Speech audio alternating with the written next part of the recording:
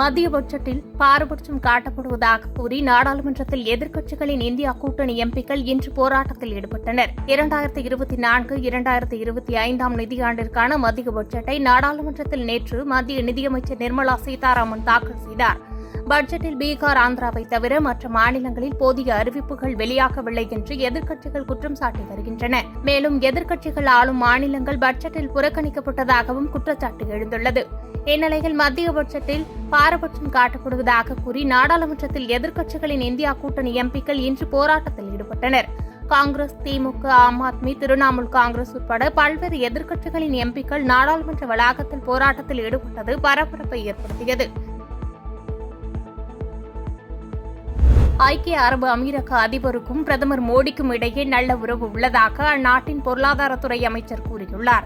ஐக்கிய அரபு அமீரகத்தின் பொருளாதாரத்துறை அமைச்சர் அப்துல்லா பின் டூக் அல்-மரி தலைமையில் அந்நாட்டின் பிரதிநிதிகள் மற்றும் முதலீட்டாளர்கள் இந்தியாவுக்கு அரசுமுறை பயணம் மேற்கொண்டுள்ளனர். இந்நிலையில் அந்நாட்டு அமைச்சர் அப்துல்லா பின் டூக் அல்-மரி சென்னையில் இன்று நடைபெறும் இன்வெஸ்டோபியா குளோபல் டாக்ஸ் என்ற மாநாட்டில் கலந்து கொள்ள வருகை தந்தார். இந்நிலையில் பெசன்ட் நகரில் இன்று காலை அமைச்சர் மா சுப்பிரமணியனுடன் அப்துல்லா பின் டூக் மற்றும் ஐக்கிய அரபு நாட்டின் பிரதிநிதிகள் ஜாகிங் பயிற்சி மேற்கொண்டனர். தொடர்ந்து சாலையோர தேநீர் கடையில் அமர்ந்து அனைவரும் தேநீர் அருந்தினர். அப்போது செய்தியாளர்களுக்கு பேட்டியளித்த அப்துல்லா, தமிழக அமைச்சருடன் ஓட்டப்பயிற்சி மேற்கொண்டது மகிழ்வான தருணம் என்றும் ஐக்கிய அரபு அமீரக அதிபருக்கும் பிரதமர் நரேந்திர மோடிக்கும் இடையே நல்ல உறவு உள்ளதாகவும் இரு நாட்டின் வர்த்தகத்தில் 15% அதிகரித்துள்ளது என்று தெரிவித்தார். நிதி ஆயோக் கூட்டணி புறக்கணிப்பு ஒரு நாடகம் என்று தமிழக பாஜக தலைவர் அண்ணாமலை கடுமையாக விமர்சித்துள்ளார். இது தொடர்பாக அவர் வெளியிட்டுள்ள அறிக்கையில், நேற்று தாக்கல் செய்யப்பட்ட மத்திய பட்ஜெட்டில் ஏழை எளிய மக்கள், பெண்கள், இளைஞர்கள், விவசாயிகள் என அனைத்து தரப்பினரும் பயனடையும்படி உள்ளது என்றும், நிதிநிலை அறிக்கை உரையில் பெயர் குறிப்பிடப்பட்டுள்ள மாநிலங்களுக்கான நலத்திட்டங்களை தவிர பிற மாநிலங்களுக்கு எந்த நலத்திட்டங்களும் கிடைக்கப்பெறாது என்ற தோற்றத்தை ஏற்படுத்த முதலமைச்சர் ஸ்டாலின் முயற்சிப்பதாகவும் குற்றம் சாட்டியுள்ளார். தொகுதியின் தேவைகள் குறித்து நாடாளுமன்றத்தில் பேச தேர்ந்தெடுக்கப்பட்ட திமுக நாடாளுமன்ற உறுப்பினர்கள் கடந்த 5 ஆண்டுகளில் நாடாளுமன்றத்தில் தங்கள் தொகுதி சார்ந்த பிரச்சினைகளை குறித்து பேசவே இல்லை என்பதுதான் உண்மை. தற்போது முதலமைச்சர்கள் கூட்டத்தையும் புறக்கணிக்க முடிவு செய்தால் பாதிக்கப்படுவது தமிழக மக்களே.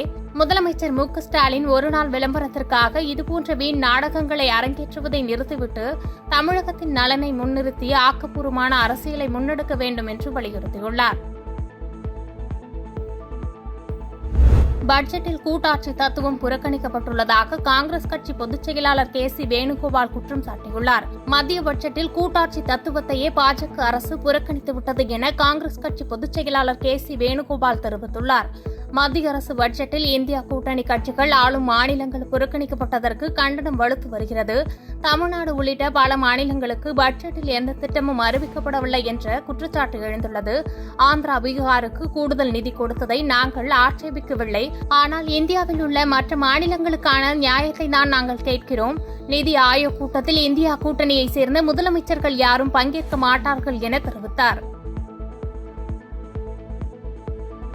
கடந்த 1991 ஆண்டு நிதியமைச்சராக இருந்த மன்மோகன் சிங் தாக்கல் செய்த நிதிநிலை அறிக்கை நாட்டில் புரட்சியை ஏற்படுத்தியது என்று காங்கிரஸ் தலைவர் மல்லிகார்ஜுன கார்கே தெரிவித்துள்ளார். 2024-2025 நிதியாண்டுக்கான முழு பட்ஜெட்டை மக்களவையில் மத்திய நிதியமைச்சர் நிர்மலா சீதாராமன் நேற்று தாக்கல் செய்தார். இந்த பட்ஜெட்டை எதிர்க்கட்சித் தலைவர்கள் கடுமையாக விமர்சித்தனர். இந்நிலையில் 1991 ஆண்டு ஜூலை மாதம் தாக்கல் செய்த பட்ஜெட்டை நினைவு கூர்ந்து மல்லிகார்ஜுன கார்கே எக்ஸ் தளத்தில் பதிவிட்டுள்ளார். அதில் ஜூலை 1991 ஆண்டு அப்போதைய பிரதமர் பி.வி. நரசிம்மராவ் தலைமையில் நிதியமைச்சர் மன்மோகன் தாக்கல் செய்த பட்ஜெட் தாராளமயமாக்கல் பட்ஜெட்டாக இந்திய வரலாற்றில் ஒரு முக்கியமான தருணமாக அமைந்தது. கோடிக்கணக்கானவர்களை வறுமையிலிருந்து மீட்டது. இந்தியாவின் வளர்ச்சி பாதையை தூண்டி முன்னேற்றம் மற்றும் செழிப்புக்கு தொடர்ந்து ஊக்கமளிக்கும் இந்த அற்புதமான சாதனையில் காங்கிரஸ் கட்சி பெருமிதம் கொள்கிறது என தெரிவித்துள்ளார். முன்னதாக பட்ஜெட்டை விமர்சித்திருந்த கார்கே, காங்கிரசின் தேர்தல் அறிக்கையை நகலெடுத்துள்ளதாகவும் அதை கூட ஒழுங்காக செய்யவில்லை என்றும் ஆட்சியை காப்பாற்றிக் கொள்வதற்கான பட்ஜெட்டாக இருப்பதாகவும் விமர்சித்திருந்தார். பாதகம் செய்பவரை கண்டால் நாம் பயங்கொள்ளலாகாது பாப்பா, மோதி மிதித்து விடு பாப்பா, அவர் முகத்தில் உமிழ்ந்து விடு பாப்பா. அண்மை செய்திகளை உடனுக்குடன் தெரிந்து கொள்ள இணைந்திருங்கள் இயம்நாடு தொலைக்காட்சியுடன்.